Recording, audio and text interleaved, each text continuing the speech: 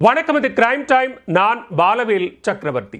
திருவண்ணாமலை மாவட்டம் கலசப்பாக்கத்தில் காதலி பேச மறுத்ததால் ஆத்திரமடைந்த காதலன் அவரது கழுத்தை நெரித்து கொலை செய்திருக்கிறார்.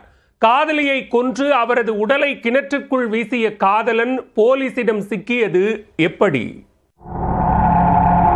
திருவண்ணாமலை மாவட்டம் கலசப்பாக்கம் வட்டம் பாடகம் கிராமத்தை சேர்ந்தவர் ரோஷினி. 22 வயதான ரோஷினி கலசப்பாக்கத்தில் உள்ள ஒரு அகாடமியில் காவல்துறையில் சேர சிறப்பு வகுப்பில் படித்து வருகிறார். அதே அகாடமியில் அலங்காரமங்கலம் கிராமத்தை சேர்ந்த சக்திவேல் என்பவரும் படித்து வருகிறார்.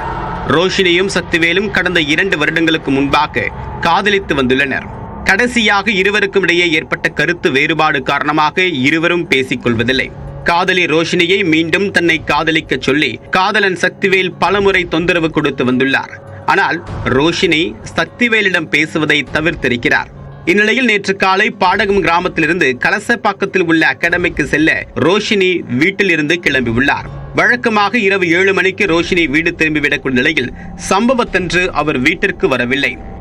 ரோஷினி எங்கு சென்றார் என்று தெரியாத நிலையில் நேற்று இரவு தன்னுடைய மகளை காணவில்லை என்று பெற்றோர் மங்களம் காவல் நிலையத்தில் புகார் அளித்தனர். இந்நிலையில் பாடகம் ஊராட்சியில் உள்ள விவசாய கிணற்றில் பெண்ணின் உடல் கிடப்பதாக மங்களம் காவல் நிலைய போலீசாருக்கு தகவல் வந்துள்ளது.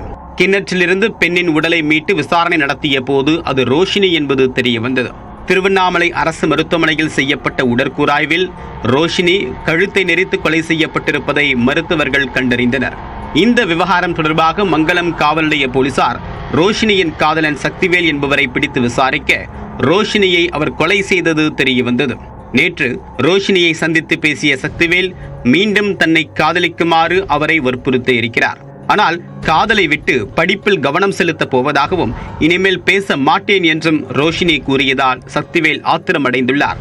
மேலும் ரோஷினியின் கழுத்தை நெரித்து கொலை செய்து அவருடைய உடலை கிணற்றுக்குள் வீசி இருக்கிறார் சக்திவேல். காதலை கைவிட்டு பேச மறுத்த காதலியை கழுத்தை நெரித்து கொன்று உடலை கிணற்றில் வீசிய சம்பவம் அந்த பகுதியில் பரபரப்பாக பேசப்பட்டு வருகிறது.